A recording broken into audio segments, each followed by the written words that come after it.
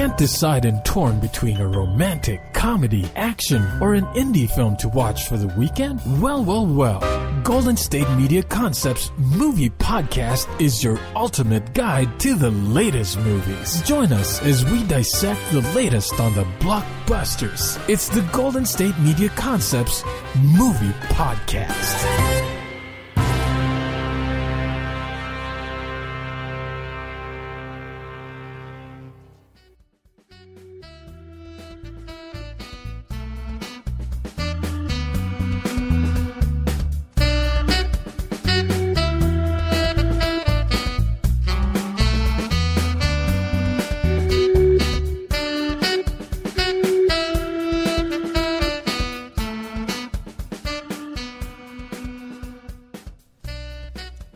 Hello and welcome to the GSMC Movie Podcast, brought to you by GSMC Podcast Network.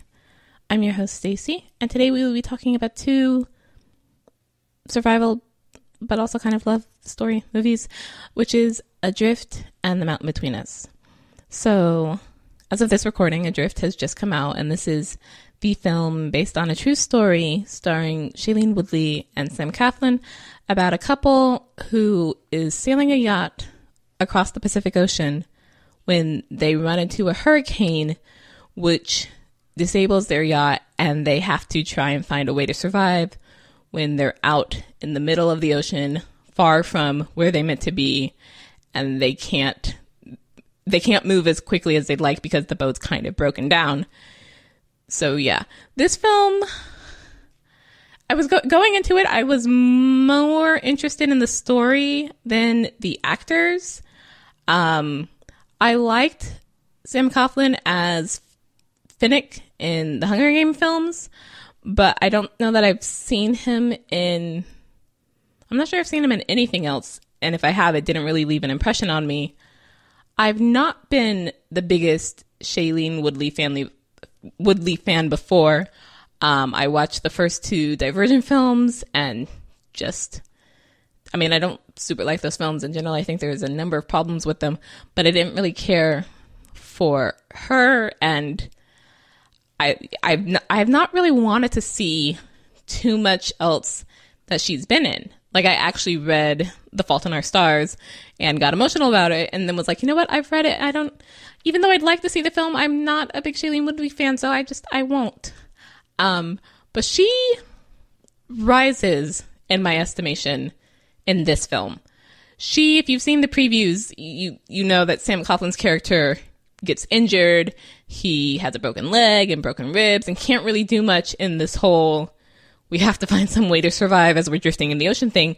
So she has to do most of the heavy lifting, like both metaphorically, but also physically. She has to lift a metal pole. She at one point has to pull Sam Claflin, his character's name is Richard, out of the ocean, and he can't really help her at all.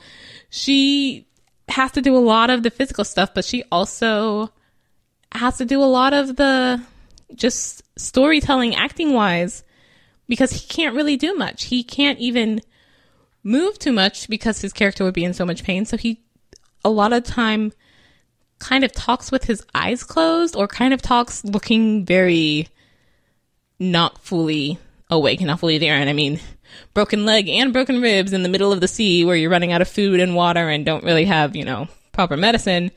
Yeah, I'd be, off somewhere too. In my mind, that's a lot to deal with. So in this film, we start with the part sort of in the preview where you see her in the cabin that has a bunch of water and she's yelling for Richard and can't find him, and then jump back in time to before that whole thing happened and before she even met him. And the film kind of does that back and forth where we'll go back to the ruined yacht during or after the hurricane, and then we'll jump back in time to a happier time that sort of sometimes connects, but just tells the story in order. So beyond the time jumping, if you think of it as sort of jump to the present, jump to the past, jump back to the present, the past and present are moving in order. We don't jump to past part 2 and then past part 5 and then jump back to past part 3. The past part does tell the story in order of the characters Tammy and Richard meeting in Tahiti and getting to know each other and becoming interested in each other and starting a relationship and then agreeing to go on this yacht trip. And the present time does go in order. It seems it's a little hard to tell with the timing there because she was at sea. So the timing of this movie is just all over kind of complicated. If you don't know when it's based, you might not be able to figure it out. We never really say the year, and you can kind of tell from the styles and the fact that like these shorts are sort of high-waisted, that it's either probably the 70s, maybe early 80s, or they've completely ignored whenever it happened and put it into modern day times when those sort of higher waisted things have come back in style. But you kind of guess it's not like the 90s or something. And after the fact, looking it up, turns out it is actually, I believe, 83, but I'm not sure I would have there is a picture at one point in Sam Coughlin's yacht with, some location in 83 written on it as like a memento. So I knew we were at least past the beginning of 83, but couldn't have told you much of anything else. And I guess that's kind of okay. It didn't distract too much from the story, except for the beginning of the past part, because Shailene Woodley's character has been traveling around the world for the past 5 years without going home. She just sort of works her way from one place to the next and has ended up in Tahiti, whereas Sam Coughlin's character likes to sail around the world, even though it can at times be very difficult. I guess he likes it because it's sort of freeing or whatever. It makes him feel alive, even when he feels terrible. So they're both very sort of adventurous and free-willing, and that, plus the fact that I knew it was based on a true story, is the only thing that makes the beginning kind of believable. Because when they go off on this ill-fated trip, they've known each other for 5 months. And you know that because we jump from that opening shot of her on the broken yacht calling out for Richard to 5 months before. And it's just like, 5 months? You agreed to go off sailing the Pacific Ocean with this guy you've known for 5 months? Really? But as you see, she's very much of a I will jump from place to place around the country, around the world. And he's very much of the I will sail the oceans by myself. So it's like, oh, yeah, you're both really sort of a bit wild and spontaneous. So, okay, that's more believable, actually. Now I'm with you. Okay. And then when we get to the yacht, the actual hurricane is actually considered part of the past point because we start after the hurricane when she wakes up. So we don't get to the huge hurricane until probably about 3/4 or so through the way. But that works because you already know it's coming, because even if you didn't know this story, you probably saw the previews, and or she ends up on this yacht calling for Richard, so we know we get there somehow, and it's not from the very happy in love couple from Tahiti that we keep flashing back to. But then B, it also sort of serves as a good emotional, I don't want to say climax, because I'm not sure it's quite the climax, but it does serve like to have this emotional climb going through of, oh, they're just there, and then, oh, they're in this relationship, so I'm starting to care about that, and then, oh, they decide to go on this trip, so I'm starting, and then, oh, wow, this hurricane, I'm really into this, and now I get where we are right now, and this is all sorts of intense. So I thought that the timing, even with the time jump back and forth, was actually handled pretty well. Like I said earlier, Shailene Woodley does most of the heavy lifting in this, and in looking this film up, she was signed to do it much earlier than Sam Coughlin was. There were actually a number of different actors who were sort of considered before he came on, and he's not an afterthought in the film, I won't say that, but because he is so limited in what he can do physically, it's very much Shailene Woodley's story, especially for the surviving part of her having to fix the yacht and go searching through the yacht, which does have a lot of water in it, and try and figure out how to solve all these problems of, okay, the yacht's got a leak in it, they got to patch the leak. Okay, where's the food? Do we have any food? How do I get fresh water out here? How do I solve this problem, and then, oh, there's this other problem, and then, okay, we can't figure out she has to solve all these problems because he can't give her any help. So it's very easy to just sort of forget at times that he's there. And I found myself once or twice forgetting that he was on the yacht until we went back to a past moment. And then it's like, oh yeah, that's right. You're in this story too. And okay, we're going to see you in a moment again because we know you're on this yacht. Huh. Oh, I forgot about that. Yeah. There's not even too many other people in the film besides those two. We do see the girl who in the trailer, says Bon Voyage, lovers. And at the end of the film, I really struggled to remember her name because we only hear it once and we don't really talk to her too much. So it's just like, wait, who were you? And then we do meet the couple that asked them to sail the yacht to California, though it's not super clear on how we know them, except that I guess all the yachting people in Tahiti know each other, or maybe they ran into... It's not quite clear how Sam Claflin knows them, but he somehow does, and they ask him to sail the yacht back to California for them. And so Sam wants to do that with Tammy. I'm sorry. I should be either sticking with the characters' names or sticking with the actors' names. So Richard, the character, wants to take the trip to sail across the Pacific with Tammy, and convinces her to go with him. And then we get into the main story. So beyond the two of them, it's very easy, even though you do see other people because they're in Tahiti when it starts, it's very easy to forget that there's anything else out there, even to the point of, and this is probably because they themselves don't have too much hope of it either, even to the point of thinking, oh, hey, maybe someone could rescue them. Because A, they're out in the middle of the ocean, but B, they're not where they would have been prior to the hurricane. So even if people were searching for them, they wouldn't know where to look for them. But there's not anyone we've really connected to sort of on the other side of this trip. We're not expecting to see the yacht couple again because they have to deal with something and they've asked them to make this trip and then they'll pay to fly them back. And Tammy writes to her mother, but we never actually even see her mother. We just talk about her. So it's really just Richard and Tammy for 95% of the film. So it has to come down to just the two of them. And because Richard is injured, it's really just down to Tammy. And she's not as helpless as the trailers make her seem. In it, it seems like Richard is the one who sails and Tammy is there for some reason, but has maybe never been on board a boat in her life, and that's not the case. In real life, evidently, I guess, in looking this up, they said that she was an avid sailor, but in the film, she's portrayed as, having sailed before, but not a sailor, and she even says that herself. I'm not a sailor, but I do know, what a jib is or whatever, and I've never sailed, period, so I kind of don't know what that is. So she does kind of know a bit of what she's doing. She's not as great at it as Richard is, but she's not as completely helpless as I expected going into this film, having seen the trailers. But that doesn't mean that it's easy for her. And it's a bit, and again, this goes back to that they're both clearly wild and freewheeling.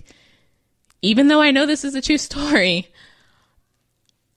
seeing some of the choices she makes once we have the hurricane, I kept thinking she should have died like 5 times over. Like there's one part at the beginning where the mast has been broken with the sail on it and it keeps banging up against the boat. So she's trying to cut it free. But in doing so, I think it's a jib or the sail, the whatever, falls with the mast and she doesn't want that to happen. So she grabs at it, but then falls into the water and then ends up below the sail in the water and so nearly drowns. And I'm just like, you are by yourself. Is this really the best choices to be making? But then even when we have Richard, there's some things where I'm just like, that's not exactly what I think your priority should be when you're wrecked at sea and don't have very much chance of getting anywhere. Like at one point she discovers a jar of peanut butter, and they're both so excited about that. And I'm just like, but peanut butter would make you thirsty and you have very limited water. What are you doing? So it's a bit strange. At times I'm just like, yeah, okay, I don't know that that's the best choice to make in this life or death situation. But you do have the emotional ties between Tammy and Richard to where you want this to work out, and you're really sort of pulling for them to survive. So it's actually a pretty good film. I won't say definitely, but it does improve Shailene Woodley in my mind. And for someone who was not a fan of hers, I think she actually does really well in this film. So we're going to take a short break. Stay tuned. Tired of searching the vast jungle of podcasts? Now listen close and hear this out. There's a podcast network that covers just about everything that you've been searching. Hey! The Golden State Media Concepts Podcast Network is here. Nothing less than a podcast bliss with endless hours of podcast coverage. From news, sports, music, fashion, cooking, entertainment, fantasy, football, and so much more. So stop lurking around and go straight out to the Golden State Media Concepts Podcast Network. Guaranteed to fill that podcast itch. Whatever it may be. Visit us at www.gsmcpodcast.com. Follow us on Facebook and Twitter, and download us on iTunes, SoundCloud, and Google Play.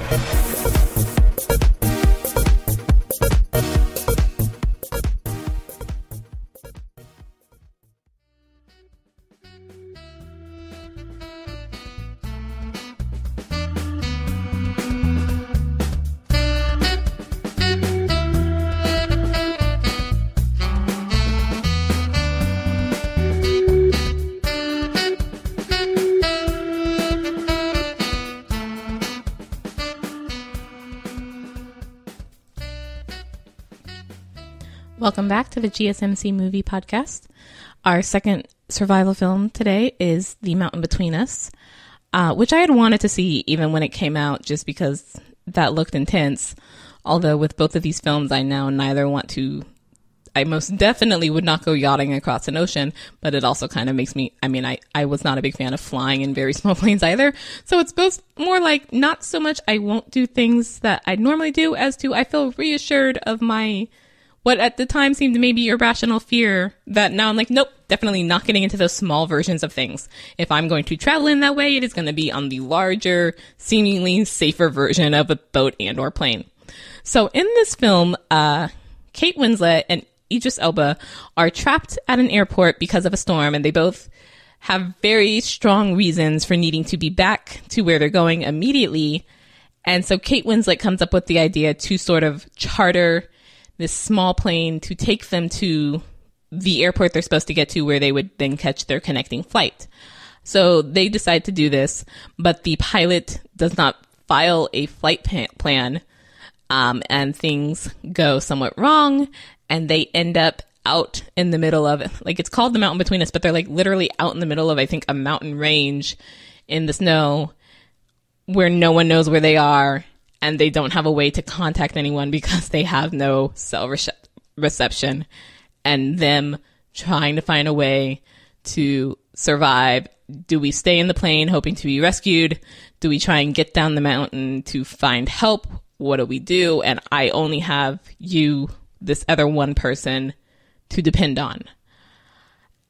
And the storyline is just okay.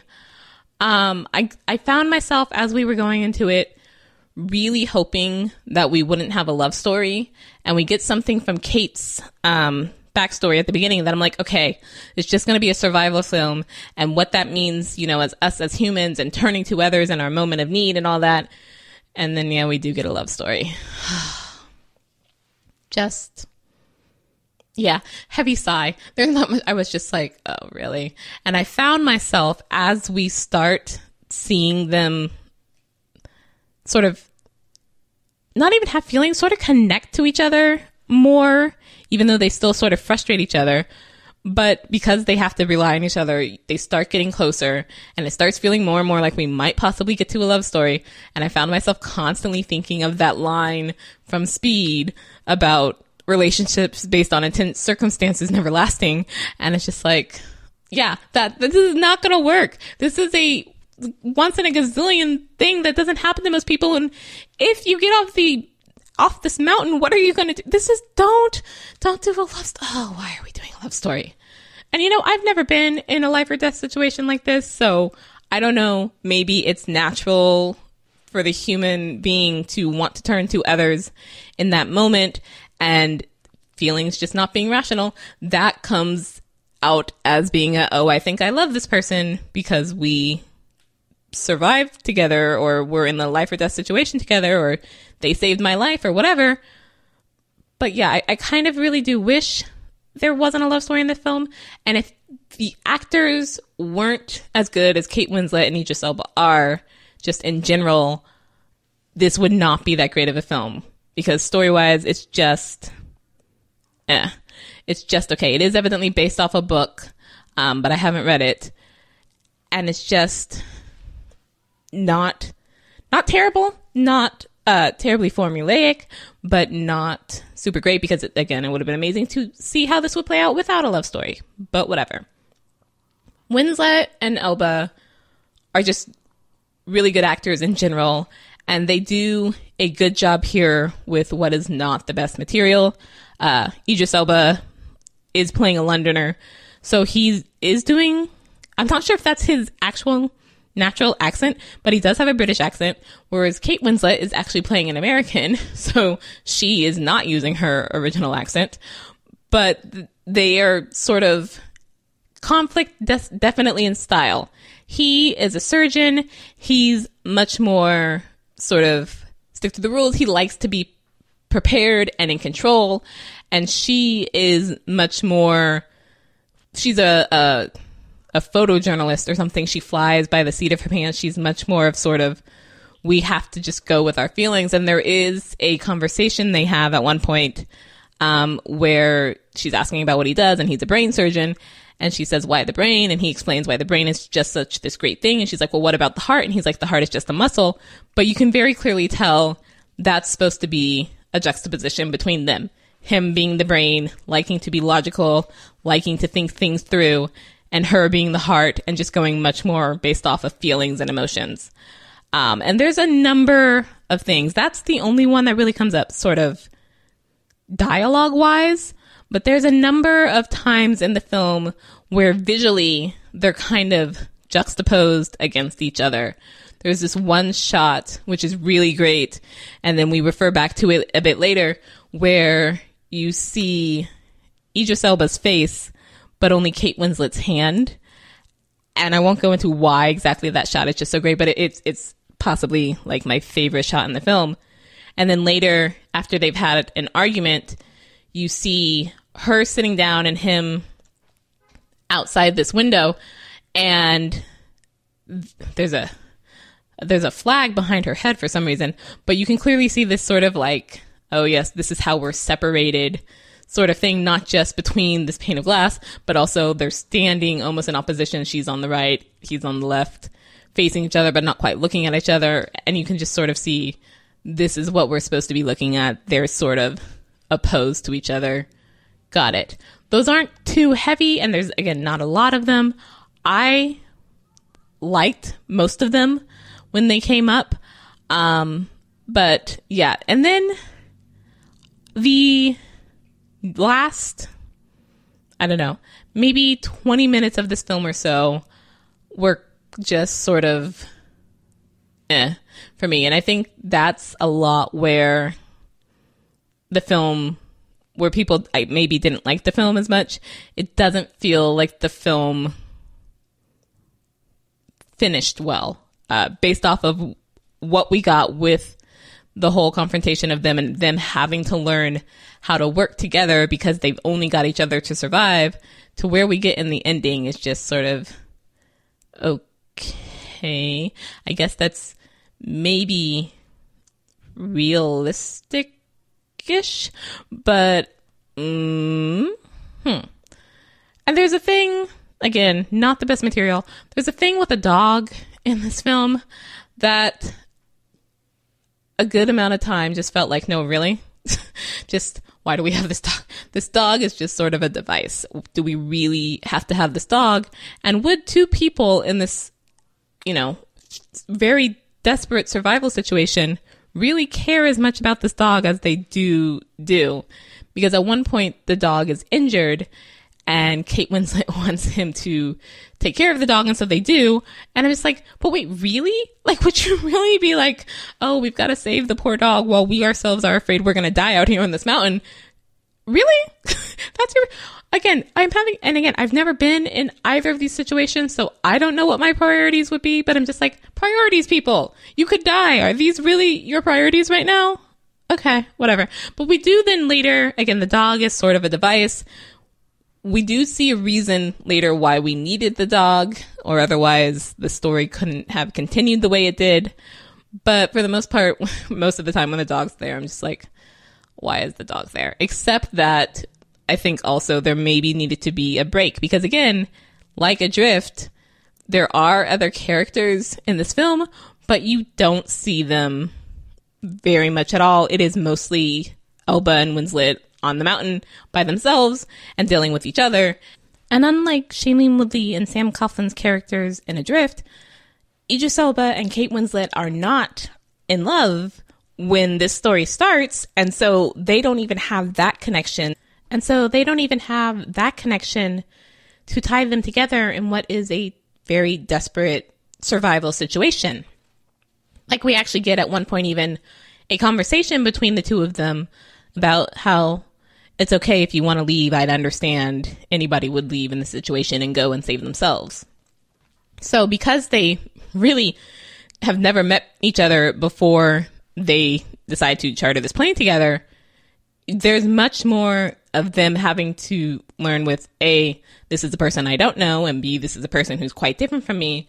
And yet we're tied together in this situation where if we don't stick together, at least one of us most definitely wouldn't survive.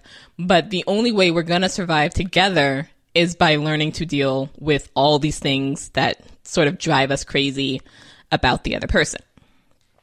So they do well for the most part, performance-wise. I think Elba as his character, I guess, does well pretty much throughout the whole film. Kate's character is a little...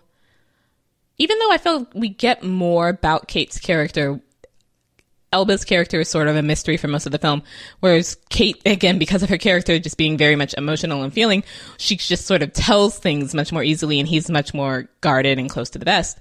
But she, near the end of the film, her character is not emotionally hampered, but it's just sort of like, I'm not sure this is the best thing we could have given you character-wise as an actress.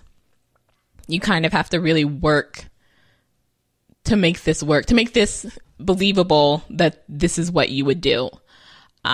So there's a part, again, I didn't like most of the ending, although the very end, I'm like, okay, but, and then you just ended. Like, that part was actually interesting, even though I've disliked you movie for the past 10 or so minutes, but that part, and then you end.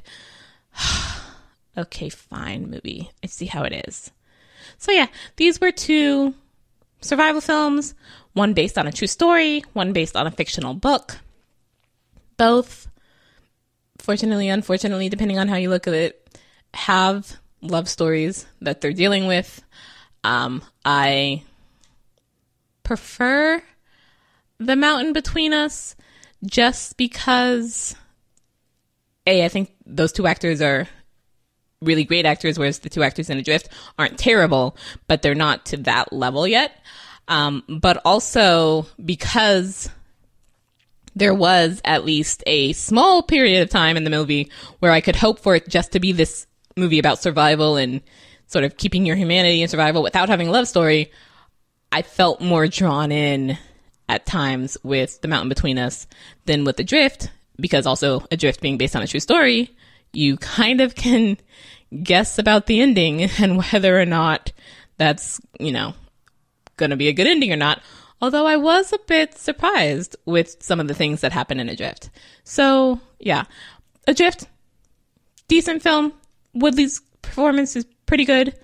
Mountain Between Us, not as great a film, but the performances are pretty good, so they kind of come out about equal in my estimation. And on that note, we're going to end for today. Thank you for listening to the GSMC Movie Podcast. You've been listening to the Golden State Media Concepts Movie Podcast, part of the Golden State Media Concepts Podcast Network. You can find this show and others like it at www.gsmcpodcast.com. Download our podcast on iTunes, Stitcher, SoundCloud, and Google Play. Just type in GSMC to find all the shows from the Golden State Media Concepts Podcast Network, from movies to music, from sports to entertainment, and even weird news. You can also follow us on Twitter and on Facebook. Thank you, and we hope you have enjoyed today's program.